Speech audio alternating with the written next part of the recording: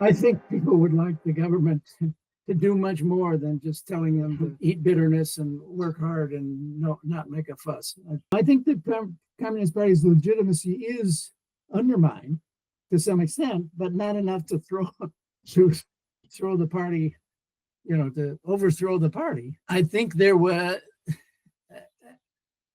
a general assumption that the party and state in China were managing society quite well and successfully, and Chinese people were benefiting from that.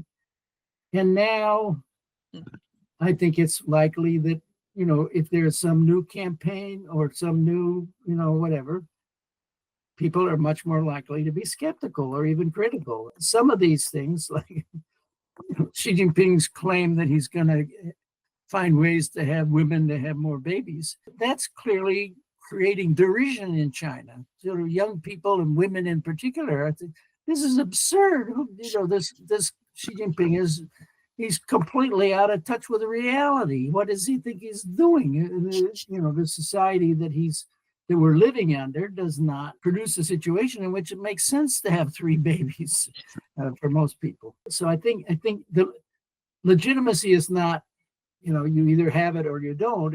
So there's more legitimacy or less. And I think the party, I would say, in Xi Jinping's leadership has less legitimacy now just because of the mishandling and the brutal experience people had at the end of the COVID epidemic in China, but also other things. I mean, even things like, the housing sector, the problems with the housing sector now. I mean, partly because for many years it seemed to be a central source of dynamism and improved family incomes and everything. But the result of that is that China produced incentives for local governments and developers to build a lot more housing than was actually needed. And then with the population shrinking, so where is the competence of the party state in allowing that to happen? Even you can, I would say, you can look at the higher education in China. And this predates Xi Jinping. Under Jiang Zemin, China decided to have this very dramatic expansion of college enrollments. And assuming, so it wasn't driven by markets, it was driven by the party officials deciding, well, we're going to need a lot more highly educated people in the future, so let's quickly expand and so forth. So, but one of the problems now is that China is producing many more college graduates, and including from these 3rd and 4th rank newer universities that were rapidly set up that are not such high quality and so forth.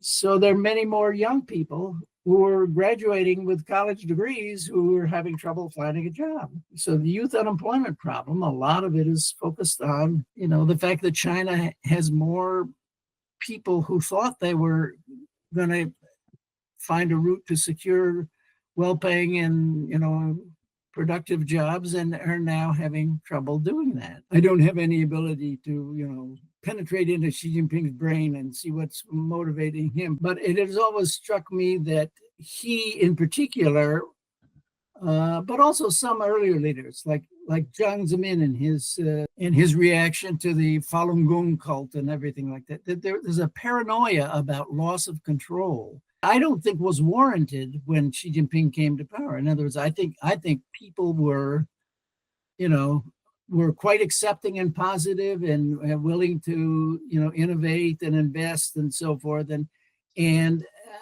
that was very different than the situation in the Soviet Union. The Soviet Union had endured in its final years a considerable amount of economic as well as political stagnation and so forth. China was still, even though the economic growth rate had slowed some, but nonetheless, it was still booming ahead, and people, more and more people getting educated, more and more Chinese tourists traveling abroad.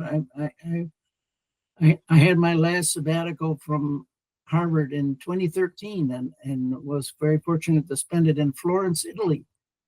And remember, I kept running into Chinese tourists My wife and I, early in that trip, we were sitting in restaurants, and she also speaks some Chinese, and we struck up a conversation with the young Chinese sitting at the table next to us, and said, what, they're from Shanghai, and they work for the police in Shanghai. My wife has no desire to buy fancy leather purses that cost thousands of dollars, but Chinese tourists were lining up to buy these things, and I think Xi Jinping should have had much more confidence. It may be obvious I'm not a big fan of Xi Jinping, but I think that many of the things that he's been doing to try to strengthen control and emphasize security are going to end up being counterproductive.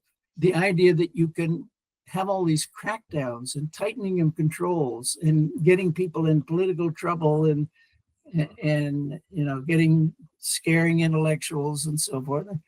The idea that you can do that without harming your society's ability to advance. And I haven't traveled to China since the summer of 2019, so before COVID, and I have nothing immediately planned. But I was at a conference in Beijing run by the Academy of Social Sciences, and a young woman was assigned to escort me around, and I mentioned to her some article that had recently appeared in The Economist magazine, and she said, well, I wish I could read that. But, now, obviously, Chinese are very clever people, with many of them with VPNs. They can jump over the Great Firewall or whatever, but get access to a lot of things. But nonetheless, the idea that you go back to trying to totally control what people can think and what they can do and so forth without harming China's ability to compete with other societies and to continue growing, it seems to me very problematic. I think that would be a stretch. I think people are more pessimistic, but there still are lots more areas of dynamism in the Chinese economy than there was in the old Soviet Union. And the old Soviet Union was still very much a state-planned, bureaucratically rigid economy. And China, of course, has a much more vibrant private sector. It's much more involved in the world economy and so forth.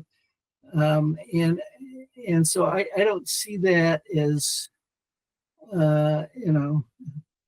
as that close, but it's still,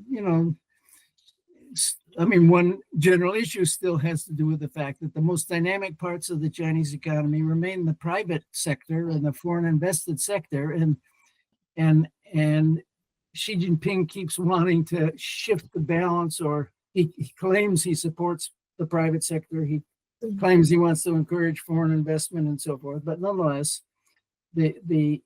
he's clearly emphasized the remaining state-connected industries and so forth. I don't see the economic situation as dire and as bureaucratically stalled as in the Soviet Union, but I think nonetheless it could be much better if Xi Jinping were not so biased and focused on trying to control things, and not so scared about China following the path of the Soviet Union and falling apart. There are occasional rumors that people are upset about him and some of his initiatives and so on, but he does a very good job of trying to keep himself at the very center and prevent rivalries from breaking out and so forth. I don't see much chance for protests from below to threaten the system itself. And but again, I could be wrong. I didn't in 1989. I didn't see how close those protests came to really shaking the party's control. So who knows? But things are very different than they were in 1989. Xi Jinping has invested so much more in building up the security systems and control structures and video surveillance and everything else.